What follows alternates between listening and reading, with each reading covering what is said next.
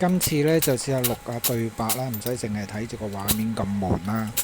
咁咧呢個車頭呢，就係揦咗嘅，咁咧應該係架冷杯士啦，同埋呢個遮鈴啊。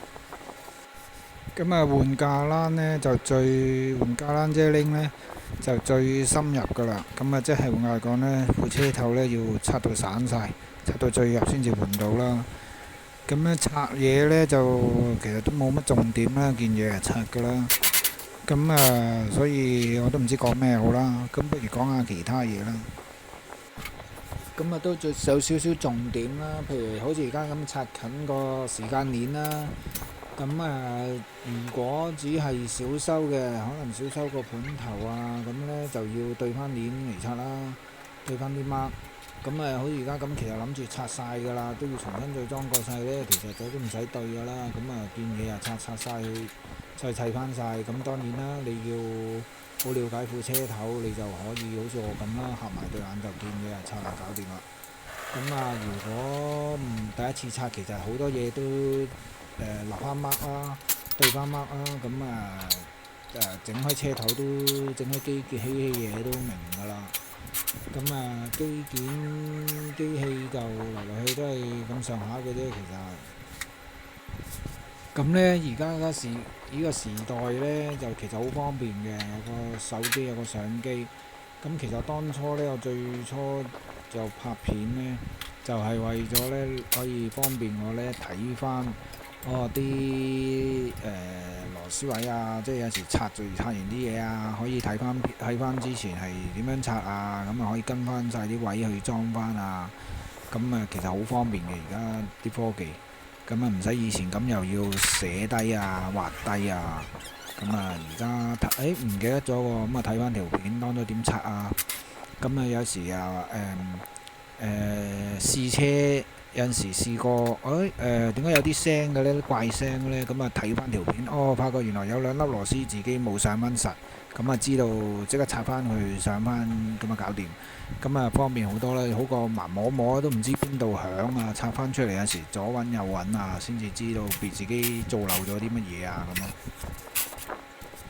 咁而家呢，就拆緊個 turbo 同埋個死氣批啦。咁通常都係成件出啦。咁跟住就拆 EGR 啦，跟住生氣批啦。咁跟住就拆盤頭啦。咁相信大家可能有興趣知道架車頭咩事啦。咁點解會咁啦？咁呢副車頭呢，其實我已經係翻手噶啦。咁佢之前係冧咗車頭，咁就換咗第三把遮。咁我換咗個二手遮嚟嘅啫。咁因為我而家試後馬後炮啦。咁其實我係整好晒先至錄呢段音啦。咁所以我知道咩事嘅。最主要係嗰個架冷杯士揦咗兩個架冷杯士。咁我就應該就係嗰個架冷上一手已經係攣咗。咁就其實可以度下佢啊，甚至乎我攣咗可以車翻佢啊。咁其實但係就今時今日香港嘅租金人工呢就太貴啦。咁所以呢，一般而家唔會做呢啲嘅，因為做呢啲都講緊幾千蚊。咁就通常都係成支換咯。就以副車頭嚟為例呢，咁我就因為有條二手架冷呢度啦。咁又換翻條二手架冷上去啦，咁換翻把二手遮上去啦。咁就仲平過整翻佢咯。咁而家香港嘅人工租金咁貴呢，好多嘢其實都唔會整㗎，就只會係換咯。咁因為就算換新嘅，其實條架冷都係7000蚊啊，支遮鈴都係千零蚊啊。咁就同你攞去再車過其實差唔多啦。咁就所以而家啲機器鋪頭都執下都所餘無幾㗎，因為真係好難維持嗰個租金啊。其實好似以前咁呢，中意車下啲絲筒啊，中意改絲筒啊，改大遮鈴啊，中意點改啊，中意點改啊。不過以前啲車頭設計就簡單好多。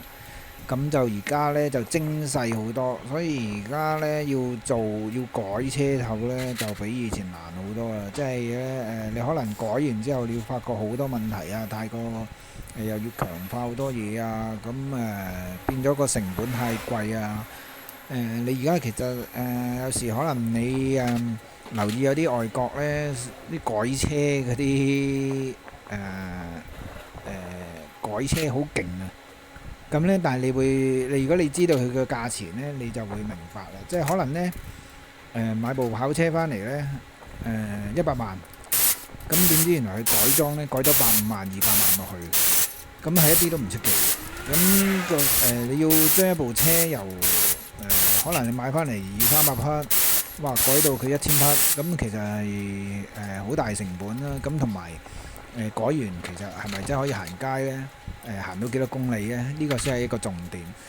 改完部車係好似落場車咁跑幾個圈要抬車頭嘅，咁你就我諗好多人都會卻步咯。除非你真係好有錢玩咯，真係玩嘅啫呢啲，即係揼夠錢去玩幾日。所以就其實都唔係好實際嘅，呢啲都唔係好啱我。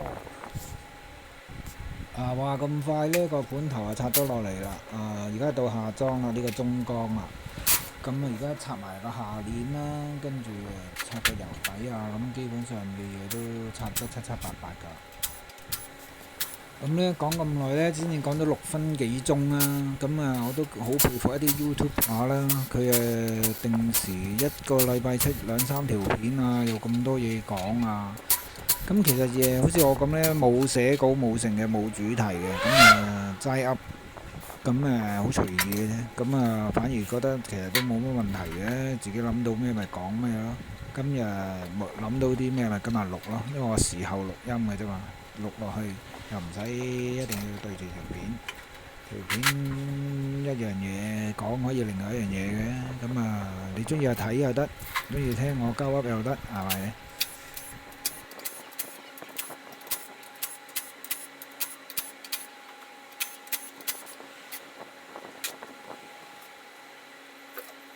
而家拆呢個油底啊，跟住呢，拆嗰個呢，睇住啦。而家拆呢個呢，就係沙格啦，就攞嚟專隔咗啲大垃圾。咁呢，凡中大修車頭呢，就呢樣嘢好緊要嘅，就係可以拆呢兩樣嘢呢，就可以睇到有啲乜嘢垃圾喺裏面。咁就可以推斷到呢，你部車頭冧咩啦？例如多數都係見到一啲杯屎碎片呢，咁就多數其實都係加冷杯屎啦。有陣時會見到一啲碎咗嘅膠呢，咁多數都係啲膠，都係條鏈啦，條鏈嗰啲膠鏈定啦。有啲係鐵碎啊。咁呢，好多時有啲鐵嘅碎片呢，咁就要推斷嗰啲係乜嘢啦。咁你就可以推斷到邊度爛咗啦。所以有時呢，我未落車頭之前，我都會拆咗個油底睇下呢啲碎片先，推斷下個車頭究竟咩係咪大鑊，使唔使落車頭，同埋呢可以望到個遮拎，唔係望到嗰啲架冷杯屎有冇溶啊，有冇爛啊。係咯，睇下下邊有冇事先，因為下邊有事呢，就基本上都落硬車頭大修噶啦。咁但係有時可能唔係下邊有事，只係上面個盤頭有事呢，咁可以唔使落車頭啦。頭先講呢個機器鋪嘅問題啦，其實呢，而家要做呢，都唔係冇可能嘅，等中港共融啦。咁啲車可以自由上落嘅話呢，返深圳返大陸整車呢，你就可以咁樣做啦。因為呢，如果而家呢，就算我都成日心思思想買部螺床車床落嚟，但係咁大部可以擺邊度呢？你話要上樓，由工廠大廈上樓都唔係唔得嘅，有啲工廠大廈仲可以吊上去嘅。不過香港而家啲工廠大廈都開始拆得就拆啦。咁個成本咁高，根本上就維持唔到噶啦。如果做機器，咁如果等2047，咁就可能2047到時連大陸都貴落，咁就都唔知去邊度整車啦，冇得整啊！直頭啲車好似日本仔咁啊， 5年就劏咗佢啦，五年就賣去東南亞，賣去非洲，唔使煩啦，5年換新車。因為整車仲貴過買車啊！你買車可能到時即係就算而家日本仔都係啦，佢哋可能買部車20萬，因為佢哋唔使打稅嘛，可能20萬、10萬咁買部車翻嚟用5年，咁除翻開1年都係2、3萬。咁但係你維修可能1年都唔止2、3萬啊，因為都係嗰個問題，租金貴人工貴。咁呢，而家呢就拆緊呢個尾油氈啦。呢個尾油氈呢就最煩噶啦。點解呢？部車呢通常行得4、5年，有得10萬公里以上呢，呢個尾油氈呢就成日都漏油啊。咁呢就見你有時升嗰部車，見到個波箱頭嗰度漏呢，多數啲個尾油氈漏出嚟啦。咁要換佢呢，又要落波箱啊，又要即係貴啊，所以通常都唔會換住啊。咁喺呢啲大修環境先至會換啦。咁啊，跟住而家拆緊大細杯士啦，準備就甩條架欄出嚟睇下有冇咩大問題啦，睇下邊度有問題就換邊樣啦。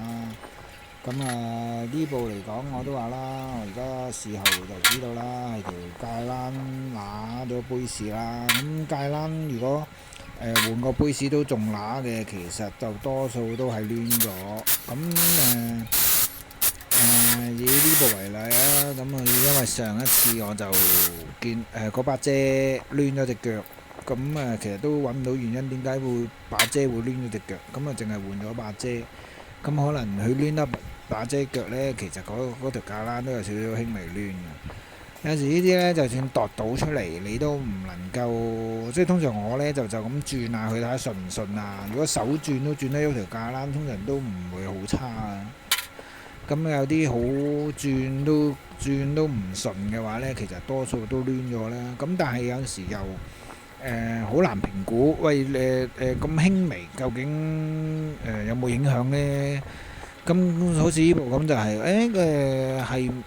有少少唔順噶啦，但係好輕微喎。咁即係憑經驗判斷，咁照裝翻上去啦。嗱，咁出事咯。但係而家事後馬後炮就識咁講咯。咁當你做嗰陣時，就有時好主觀咁樣去判斷嗰樣嘢 O 唔 OK。咁有時亦都因為呢個原因啦，所以點解有時好多陣時我都係唔願意去做啲二手件啊，換呢就換新件啊。因為有時換二手件呢，咁佢唔係100% 靚仔嘅。咁你90%其實你 O 唔 OK 呢？咁其實你唔可以肯定嘅喎，只可以憑經驗去裝翻上去啫喎。就算你裝翻上去 OK，咁係咪代表佢可以行到一世或者行到30萬、行到10萬公里咁呢？就冇人知嘅其實。咁所以呢，就整車就永遠用新零件就最穩陣。咁而家洗翻乾淨佢啦，咁同埋呢試下啲油路通唔通啦。咁點解我用水喉呢？因為我個水壓夠勁啊，就試到唔通都通翻佢啊，同埋又洗得好乾淨啊，夠水壓。其實洗機器啊，或者好多人都成日擔心會唔會生鏽啊。咁其實呢，我哋水喉嗰啲淡水呢，就都好乾淨嘅。咁所以呢，只要你事後吹翻乾佢呢，就冇乜大問題嘅。當然你如果你漚住喺啲水度就會生鏽啦。咁但係其實洗翻乾淨擺翻落去呢，最緊要吹翻乾佢啊。咁呢就其實都冇大問題嘅。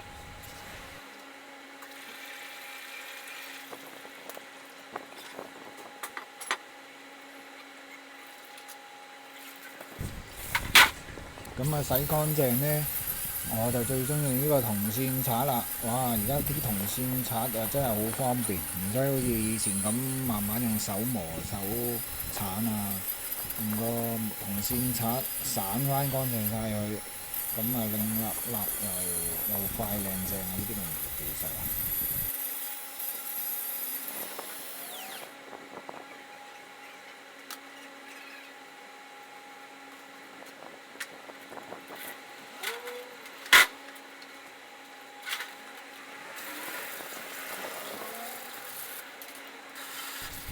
咁呢，終於就整翻乾淨晒個中缸啦。